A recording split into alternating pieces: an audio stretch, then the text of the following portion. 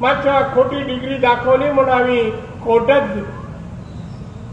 मी शाळेतही गेलो, त्याच्या नाईट स्कूलमध्ये जे शिकला, आणि विचारलं मुख्याध्यापकने काय शिकलाय.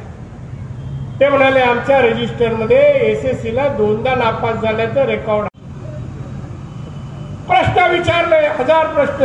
अरे 1000 प्रश्न विचारले नाही, फक्त प्रश्न पाठवले, ते अतारांकित करले, मान्य झालेत काय. त्या 1000मध्ये एक काही मच्छीमारांचा प्रश्न नाही. एवढ्या मोठ्या संख्येने मच्छीमार असताना असा खासदार तुम्ही पाठवला आणि त्याच्याकडून विकासाची अपेक्षा करता. शिवसेनेचा खासदार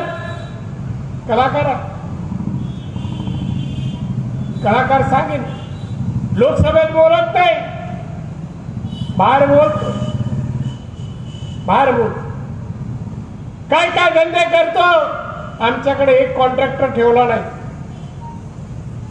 एक मायनिंग वाला ठेवला नाही. मायनिंगचा धंदा चालला का, हा गाडी लागली याची, महिन्याला एवढे पैसे द्या.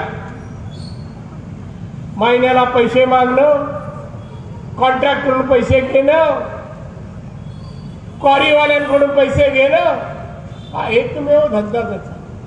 बाकी विकास बाजूला.